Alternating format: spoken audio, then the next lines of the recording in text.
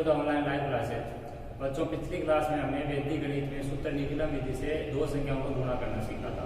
आज हम क्या करेंगे कि वैदिक विधि सूत्र निकलम विधि जो है वैदिक गणित की, उसी सूत्र निकलम विधि से एक संख्या में दूसरी संख्या का भाग देना सीखेंगे। तो आज का हमारा जो ट्यूशन होगा वो भाग क्या रहेगा, वो कौन सी विधि है? सूत्र निकलम, सूत्र निकलम विधि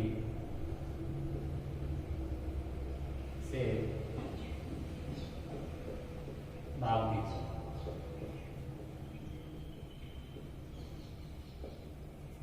अच्छे से समझना। सबसे पहले आपको एक क्वेश्चन लेकर हम चीज को समझने की कोशिश करते हैं।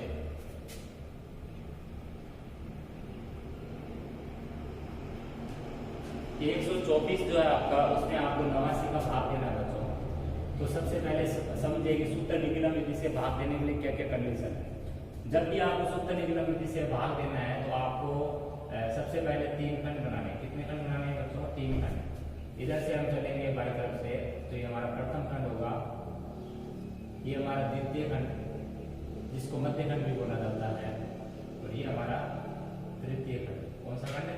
तृतीय खंड। सबसे पहले हमें यहाँ पर 3 खंड बना लेने हैं। प्रथम खंड, द्वितीय खंड, द्वितीय खंड को मैंने बताया था मध्य खंड भी बोला जाता है, इसको आप लिख सकते हैं मध्य खंड, दूसरा नाम इसका मध्य खंड। अब आपको क्या करना है?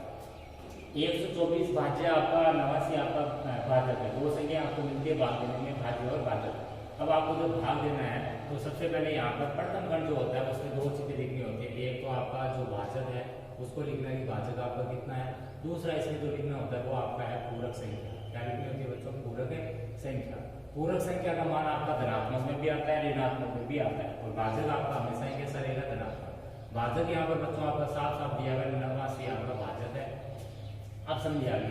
अब आपको इधर थोड़े से संकेत लिखने हैं जब भी आपको यहाँ पर सूत्र निकलम विधि से भाग देना है। और 1 नंबर जो संकेत लिखना है वो आपको लिखना है सबसे पहले यहाँ पर कि आपका भाजक कितना है। सबसे पहले यहाँ पर लिखना है भाजक। यहाँ भाजक आपका बच्चों 89 है। भाजक कितना है? 89। भाजक लिखने के बाद में आपको निकालना है पूरक संख्या। क्या निकालनी होती है? पूरक संख्या। तो पूरक संख्या कैसे निकालनी है आपको कि भाजक आपका किसके करीब है? किसके करीब है आपका भाजक? भाजक आपका यहाँ पर देखने में पता चल रहा है भाजक 100 के करीब है। किसके करीब है? 100 के। तो पूरक संख्या आपको कहाँ से निकालनी है? 100 में से घटानी है। किसमें से घटाना? हमेशा 100 में से घटाना है। किसको? भाजक को। 100 में से क्या घटाना है? भाजक को घटाना है। 100 में से भाजक घटेगा तो कितना आएगा? 11 आएगा। 11 आया। इसी प्रकार आपका ये प्लस का आया है, आपका माइनस का भी आ सकता है। पूरक संख्या आपको मैंने बताया ऋणात्मक भी होती है, ऋणात्मक भी। अब एक चीज अच्छे से समझिए कि जो पूरक संख्या आपकी जो भी निकलेगी उसमें उतने ही अंक रखने हैं जितने आधार में यहाँ पर शून्य है। यहाँ पर आधार कितना माना मैंने? 100। यहाँ आप देख सकते हो आधार बराबर कितना आपका? 100, क्योंकि 100 के हिसाब से हमें पूरक संख्या यहाँ पर सोचे। तो 100 में 2 जीरो होने की वजह से पूरक संख्या में भी कितने अंक रखने? हमें 2 अंक रखने। अगर 1 अंक आए तो हमें 0 लगा दो, पूर्ति कर लेंगे। ये समझना है आपको। यहाँ पूरक संख्या आपको लिख देना है 11। अब आगे समझिए कि आधार यानी आपने जितना माना है उतना ही आपके जितने शून्य आधार में उतने ही अंक पूरक संख्या में होने चाहिए। और फिर आपको दिमाग में रखना है कि आधार में जितने जीरो है, जैसे मैंने सूत्र निकलम विधि से गुणा में बताया था कि आधार में जितने जीरो उतने अंक दक्षिण पक्ष में उतने अंक विचलन में रखते हैं। वहां पर भी 2 चीजों में देखना था, यहाँ पर भी 2 चीजों में देखना। एक तो कि आधार में जितने जीरो है उतने अंक विचलन नहीं, यहाँ पर पूरक संख्या निकल के उसमें होने चाहिए। और दूसरी चीज वहां पर दक्षिण पक्ष होता था, यहाँ दक्षिण बजाय क्या है आपका? तृतीय खंड। दक्षिण पक्ष की बजाय आपका लास्ट वाला जो खंड होता है, क्योंकि वहां 2 खंड बनते थे, यहाँ कितने खंड बनते? 3 खंड बनते। तो अंतिम खंड यहाँ पर दक्षिण खंड का काम कर रहा है। तो ये जो अपना तृतीय खंड है, दक्षिण जो पक्ष है उसका काम कर रहा है। तो तृतीय खंड में उतने अंक रखने होंगे ना आपको जितने आधार में 0। आधार में 2 जीरो, इसका मतलब तृतीय खंड में कितने अंक रखने होंगे? 2। किसके? भाज्य के। भाज्य आपका 124 है, तो 2 अंक जो रखने होते हैं वो 21 स्थान से चल के रखना है। तो 24 को आपको तृतीय खंड में रखना है। जो बच गया उसको कहाँ रखना है? मध्य खंड में। उसको कहाँ रखना है बच्चों? मध्य खंड में। अब आपको यहाँ पर 2 लाइन का गेप देना है। कितनी लाइन का? कॉपी की 2 लाइन उसका गेप देना है, और इन लाइनों को आपको थोड़ा लंबा यहाँ पर बढ़ा देना है। अब समझिए आगे। अब आपको भाग कैसे देना है? भाग देने के लिए आपको क्या करना है कि मध्य खंड में आपका भाग आता है, तृतीय खंड में जो है आपका शेष आता है। मध्य खंड में आपका बच्चों भाग आता है, तृतीय खंड में शेष आता है। और मध्य खंड का जो पहला जो मान होता है, इधर से चलने पर, इधर से जब मैं चलूंगा तो पहला जो मान होगा वो मेरे को नीचे उतार लेना। जैसे इसमें एक ही तो मान, एक ही तो है इसमें। अगर यहाँ 4 होगा तो 4 नहीं में पहले एक जो इधर से चलने पर आ रहा है उसको पहले उतारना। इसको उतारने के बाद में आपको क्या करना है आप मध्य खंड में जब तक आप कोई अंक नीचे उतारोगे उसको आपको हमेशा दिमाग में रखना पूरक संख्या से गुणा होके आगे कुछ ना कुछ करना पड़ेगा। तो मध्य खंड का मान पहले उतारा, उसको आपको किससे गुणा करना, पूरक संख्या यानी 11 से। तो 11 से बच्चों जब मैं 1 से गुणा करूंगा तो कितना आएगा 11। ये जो मान आया आपको वो इस लाइन में नहीं रखना, इसको आप नोट करके इस टाइप से बना दो कि आपको पहले से दिमाग में रहे कि इस 1 के नीचे 1 को उतार दिया, अब आपको इसको 1 से गुणा करना है, क्योंकि मध्य खंड में जब भी नीचे उतरेगा गुणा करना होगा। तो गुणा का जो मान आया वो इसको जिसको आपने उतारा है उसके नीचे नहीं रखेंगे, उसके उधर की साइड में जो भी अंक होंगे उधर रखेंगे। तो गुणा करने पर 11 आया, तो आपका 11 का जो पहला यहाँ से चलने पर जो पहला मान है ये वो 2 के नीचे जाएगा, अगला जो मान होगा वो 4 के नीचे शिफ्ट हो जाएगा। और फिर इनको क्या करना है, जोड़ना है। इनको क्या करना है, जोड़ना है। अब आगे समझे जोड़ने के लिए। अब देखिए बच्चों कि जब भी हम जोड़ेंगे तो यहाँ पर जोड़ कब लगाएंगे, यहाँ जोड़ तब लगाएंगे हम कि जब हमारे यहाँ पर मध्य खंड में अपने एक एक अंक को जोड़ेंगे। मध्य खंड में अगर कुछ आएगा तो उसको हम जोड़ेंगे, लेकिन यहाँ पर जैसे 24 और 11 ये तृतीय खंड में आ गया, तो तृतीय खंड में आ गया तो एक साथ जोड़ सकते हो। लेकिन अगर यहाँ पर अगर आपका 2 रहता और यहाँ 1 रहता तो 2 को अगर ऊपर किसी के साथ जोड़ना होता तो मैं जोड़ देता, लेकिन इस 2 को 1 के साथ जोड़ के नहीं लिखता। मेरे को यहाँ पर दिमाग में यही रखना है कि यहाँ जोड़ के तभी लिखना है जब यहाँ पर मध्य खंड में चलेगा। तृतीय खंड में जब तक चलेगा तो उसको जोड़ के तभी लिखना है जब मध्य खंड में अब जोड़ने के लिए कुछ नहीं होगा। जब मध्य खंड में जोड़ने के लिए कुछ नहीं है, सारा का सारा तृतीय खंड में मान है, तब आपको वहीं जोड़ना है। और जोड़ोगे तो इकाई स्थान से 4 में 1 जुड़ा 5, 2 में 1 जुड़ा कितना है 3। तो आपको कहने का मतलब भागफल 1 आया है और शेषफल 35 आया, लेकिन ये आपका 35 और 1 कंफर्म आंसर है क्या, वो अभी आपका कंफर्म हुआ नहीं। अब आपको इसको कंफर्म करने के लिए कहाँ देखना है, भाजक पे। इस पर देखना है भाजक पे। अगर यहाँ ये जो शेषफल है बच्चों वो भाजक से छोटा है तो यही अपना उत्तर होगा, लेकिन ये अगर अपना बड़ा है, जैसे यहाँ पर 95 होता तो अपना ये उत्तर नहीं होता। फिर अपने को क्या निकालना होता है, संशोधित भागफल संशोधित शेषफल निकालना होता है, वो अपना उत्तर फाइनल आंसर हो जाता है। तो यहाँ पर हम जो तीसरी चीज लिखेंगे वो ये लिखेंगे कि आधार में जितने शून्य होते हैं उतने ही हम पूरक संख्या में व भाज्य के उतने ही हम तृतीय खंड में रखे जाते हैं। कौन से खंड में रखे जाते हैं, तृतीय खंड में रखे जाते हैं। फोर्थ आपका जब भाजक है उससे आपका शेषफल क्या है, छोटा। जब भाजक से शेषफल छोटा है तो संशोधन आवश्यक नहीं, तब तो संशोधन आवश्यक नहीं होता है। लेकिन अगर भाजक से शेषफल क्या हो जाए, बड़ा हो जाए, तब संशोधन आवश्यक है। लेकिन भाजक से अगर शेषफल क्या आ जाए, बड़ा आ जाए शेषफल, तो आपको क्या करना होगा, संशोधित निकालना होगा। क्या होगा, संशोधित भाजक व शेषफल ज्ञात करते हैं। क्या करते हैं, संशोधित भाजक व शेषफल ज्ञात करते होगा। वही हमारा क्या होता है, फाइनल आंसर होता है। तो अब हमें क्या लिखना है यहाँ पे कि यहाँ पर जो 35 है वो 89 से छोटा है, इसका मतलब ये हमारा क्या हो गया, उत्तर हो गया। तो यहाँ पर हम लिखेंगे अतः भागफल हमारा मध्य खंड में बच्चों हमारा जो आता है, मध्य खंड ये हमारा जो मध्य खंड में इसमें जो आता है वो हमारा उत्तर यानी भागफल होता है। और जो तृतीय खंड में आता है मान वो हमारा क्या होता है, शेषफल। लेकिन कब, जब ये तृतीय खंड वाला शेषफल भाजक से छोटा हो तभी, अन्यथा हमें क्या करना पड़ता है, अन्यथा हमें संशोधन करना पड़ता है।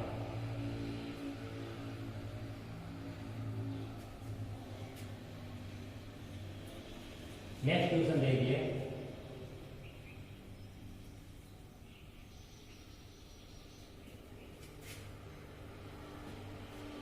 सेकेंड क्वेश्चन है बच्चों आपका, इसमें 406 में 9 का भाग लगाना है। 406 जो है उसमें किसका भाग लगाना है, आपको 9 का भाग लगाना है। तो आपको उसी प्रकार जिस प्रकार आपने पिछले क्वेश्चन में किया था, 3 खंड बनाने, प्रथम खंड, मध्य खंड और तृतीय खंड। और सबसे पहले यहाँ पर क्या लिखनी है, 2 चीजें, एक तो लिखना आपको भाजक और एक लिखना होता है आपको पूरक संख्या, पूरक संख्या। तो भाजक यहाँ पर बच्चों आपका 9 है और पूरक संख्या निकालने के लिए सबसे पहले मेरे को देखना है आधार। यहाँ पर भाजक में लिख देता हूँ एक बार, भाजक कितना आपका 9 और यहाँ पर मेरे को आगे लिखना आधार। आधार यहाँ पर कितना बच्चों 10, क्योंकि जो भाजक है उसी के लिए आधार दिया जाता है। भाजक आपका 10 के करीब है, इसके आधार लिखना लीजिए 10। अब आपको जो नेक्स्ट लिखना है वो लिखना है पूरक संख्या। और पूरक संख्या आपको कैसे निकालनी है, हमेशा आधार में से घटा के, आधार माइनस से भाजक से, आधार माइनस से भाजक। आधार यहाँ पर 10 माइनस भाजक यहाँ पर 9, तो 10 में से 9 गया, कितना बचा, प्लस का 1 बचा। प्लस लगाने आवश्यकता है नहीं यहाँ पे। तो यहाँ पर जो बच्चा पूरक संख्या उसके अंदर उतने अंक रखने जितने आधार में शून्य। तो आधार को देख के पूरक संख्या में अंक रखने, आधार में 1 0 रखते 1 ही अंक रखना। ठीक है, अब हमें क्या करना है, आधार में जितने 0 उतने अंक रखते हैं, खंड में रखने हैं भाज्य के। तो तथ्य खंड में रखना है 1 अंक आपको, वो 1 अंक कौन सा रखना आपको, 21 स्थान से चलने में आपको जो आएगा 6। बाकी हम कहाँ पर रखने बोले थे मैंने, मध्य खंड में। मध्य खंड में मेरे को क्या रखना है 40। अब समझिए आगे कि ये जो आपकी पूरक संख्या है वो आपकी कितनी मिल है यहाँ पर, वो आप यहाँ पर लिख दो, 1 मिल रहा है। अब आपको यहाँ पर थोड़ा सा 2 लाइन का ब्रेक देके इन लाइनों को थोड़ा आगे बढ़ाते हुए, अब ये जो मध्य खंड होता है उसमें मध्य खंड में आपको इधर से जो चलने पर जो पहले अंक आएगा, जैसे इधर से चलूंगा मैं मध्य खंड का, पहले अंक कौन सा आएगा 4। इस 4 को मेरे को यहाँ पर नीचे लिख देना, 4 को मेरे को नीचे लिख दे, यहाँ पर ये एरो लगा के लिख देना। इसका मतलब है कि मध्य खंड में जो भी मैं लिखूंगा उसको मेरे को वापस पूरक संख्या से गुणा करना ही होगा। चाहे मैं अभी जो पहला उतारा शुरुआत में उसके लिए बात करूँ, चाहे आगे के लिए बात करूँ, मध्य खंड में जब तक अंक रहेगा कोई ना कोई नीचे, उसको पूरक संख्या से गुणा किया हुआ है या नहीं ये पहले चेक करेगा। तो 4 को उतारा, 4 को इस 1 से गुणा करूंगा, लेकिन 4 को 1 से गुणा करने पर जो भी आएगा वो इस 4 के नीचे नहीं रखूंगा। यानी 4 को 1 से गुणा करने पर 4 को मैं यहाँ नहीं रखूंगा, इधर दाएं तरफ शिफ्ट करूंगा। तो 4 का 1 से गुणा 4, और वो मैं यहाँ पर लिख दूंगा इसके नीचे, किसके नीचे, 0 के नीचे मैंने 4 लिख दिया। ठीक है बच्चों, अब अगली चीज समझिए। अब मैंने 4 को 1 से गुणा किया, 4 आया, 4 को 0 के नीचे तो लिख दिया, लेकिन 6 के नीचे कुछ नहीं लिखा मैंने। तो आप दिमाग में रखिए कि जिसको भी आप गुणा करके यहाँ पर लिखते हो, उस अंक को लिखने के बाद में आपको दिमाग में ये भी रखना है कि आगे आपने अगले अंक के नीचे कुछ रखा है क्या, नहीं रखा तो उसकी जगह आप क्या कर दो, बेस कर दो। अब हम क्या करेंगे, वापस आगे बढ़ेंगे। तो आगे बढ़ेंगे तो हमें क्या करना है, अब 0 में 4 को जोड़ना है। जैसे यहाँ शुरुआत में कोई जोड़ने के लिए नहीं था, 4 लिखा, 4 मध्य खंड में से गुणा कर दिया, गुणा करके आगे लिख दिया हमने, जिसके अंक के नीचे कुछ नहीं है उसको बेस कर दिया। लेकिन अब जब 0 में 4 को हमें जोड़ना है, तो 0 में 4 जोड़ेगा, कितना आएगा, 4 आएगा। और 4 को फिर किससे गुणा करना है, 1 से गुणा करना है, तो क्या आया 4। वो 4 यहाँ नहीं लिखूंगा मैं, इधर लिखूंगा 6 के नीचे। अब देखिए, अब मेरे को क्या करना है, 6 और 4 को जोड़ना है, और 6 और 4 कौन से खंड में, तृतीय खंड में। तृतीय खंड में मेरा जुड़ गया। तो तृतीय खंड में जुड़ने पर आपको यहाँ पर गुणा नहीं करना है। गुणा कब करना है, यहाँ पर जब आपको मध्य खंड में कोई नीचे यहाँ पर तब तक आता रहेगा, तब तक पूरक संख्या से गुणा करते रहना। पूरक संख्या से गुणा किया और अगले अंक के नीचे रखना है। यहाँ के एरो पहले से बना दो पेंसिल से, ताकि आपको याद रहे कि यहाँ नहीं रखना है। अब इनको सबको जोड़ लो, तृतीय खंड में जो भी आया उसको एक साथ जोड़ लो। और तृतीय खंड वाला और ये मध्य खंड वाला ये उत्तर बनाते हैं, ये भागफल बनाते हैं, ये शेषफल। लेकिन ये हर आंक क्या होना चाहिए, भाजक से छोटा होना चाहिए। लेकिन अभी देखने में पता चलता है क्या है, 10 है वो 9 से बड़ा है, तो क्या निकालना होगा, संशोधित भागफल, संशोधित शेषफल, जैसा मैंने पीछे भी बोला था। तो हमें यहाँ पर लिखना आगे कि यहाँ आधार में 1 शून्य है, अतः पूरक संख्या में 1 अंक रखें तथा पूरक संख्या में 1 अंक रखेंगे तथा तृतीय खंड में भी भाज्य का 1 ही अंक रखने पर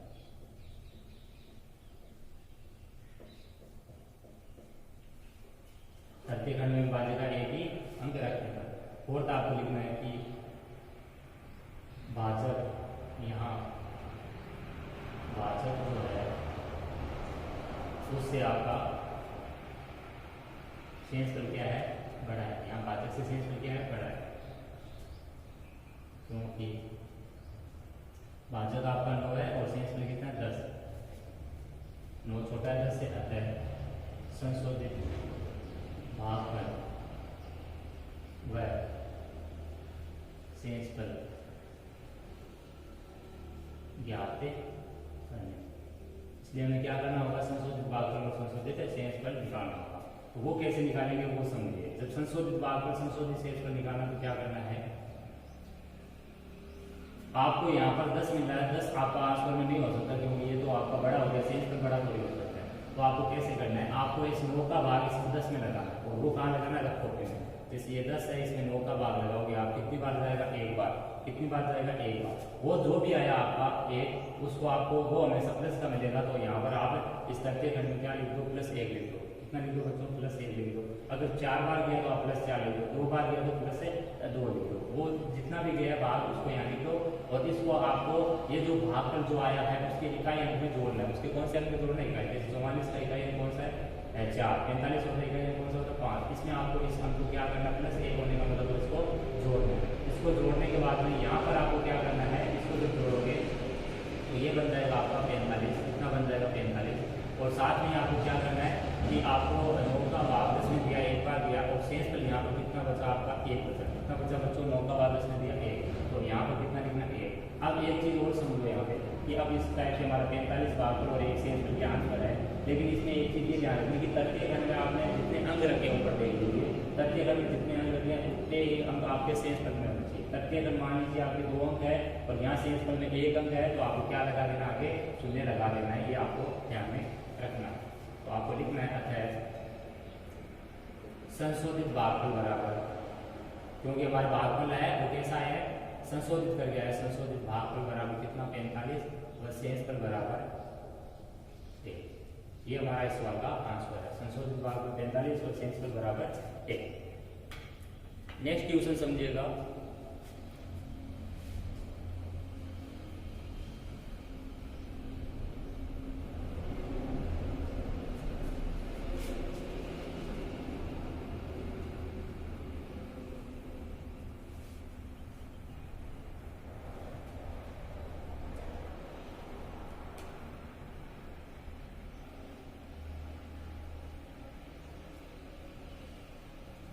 दो 298 में बच्चों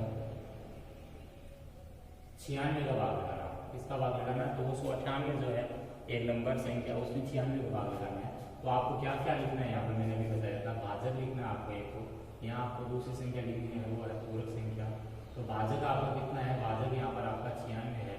और पूरक संख्या आपकी कैसे निकलेगी, सबसे पहले आपको यहाँ पर भाजक और आधार ये मान लेने हैं, संकेत लिखने थोड़े से। यहाँ पे भाजक यहाँ पर 100, भाजक यहाँ पर 96 और आधार कितना बच्चों, यहाँ पर 96 किसके करीब संख्या, 100 के। अब आपको पूरक संख्या निकालना है सर।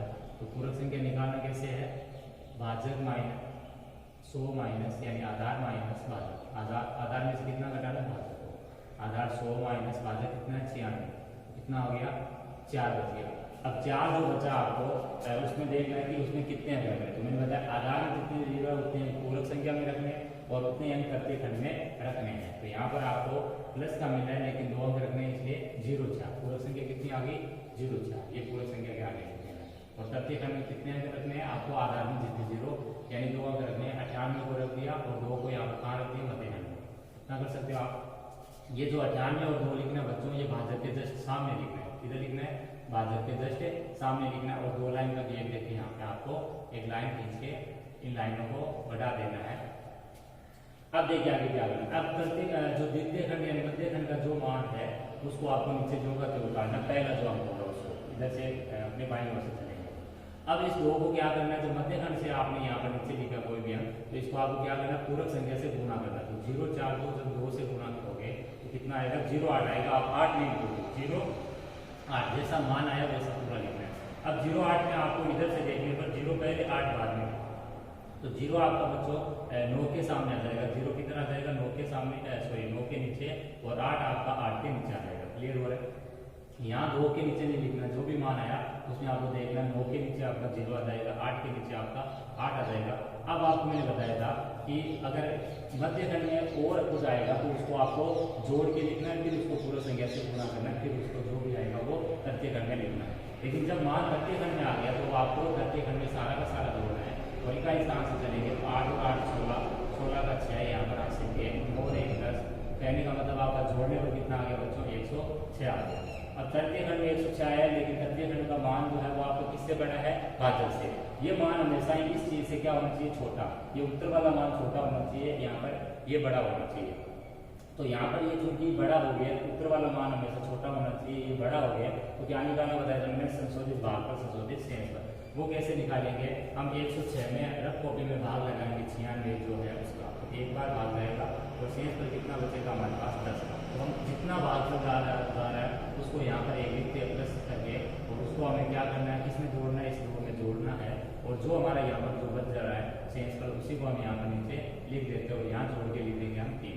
तो हमारा रिजल्ट क्या निकला, संशोधित भागफल हमारा 3 और शेषफल कितना निकला 10, यानी उत्तर हमारा 3 बार भाग जाएगा और आपका कितना 10 शेषफल आएगा। तो यहाँ पर आपको अगला जो कोड लिखना होता है वो ये लिखना होता है कि यहाँ आधार में 2 शून्य, कितने शून्य बच्चों, 2 शून्य है, अतः पूरक संख्या में 2 अंक रखने पर, पूरक संख्या कितने रखने पर 2 अंक रखने पर वह प्रत्येक अंक में भी भाज्य के 2 ही अंक रखने पर, कितने अंक रखने पर 2 ही अंक रखने पर। और आपको लिखना है कि पुनः भाजक जो है उससे आपका शेषफल क्या है, बड़ा। शेषफल आपका छोटा होना चाहिए, भाजक से शेषफल यहाँ पर क्या आ रहा है, बड़ा। अर्थात भाजक 96 से शेषफल जो आपका कितना आया 170 वो बड़ा है, अतः संशोधित भागफल व शेषफल ज्ञात करें, संशोधित भागफल व शेषफल ज्ञात करें। हमारा उत्तर कितना है बच्चों, संशोधित भागफल बराबर 3 व संशोधित शेषफल बराबर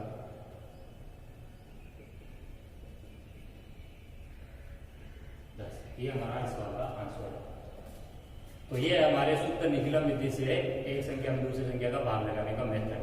अब बाकी जो बचे हुए क्वेश्चन है जिसमें आपका पूरक संख्या माइनस ना आएगा तो हम कैसे उसको क्वेश्चन को हल करेंगे वो भी हम सीखेंगे, नेक्स्ट क्लास में सीखेंगे इस चीज़ को। तो आज की इस क्लास को यहीं पर विराम देते हैं, धन्यवाद।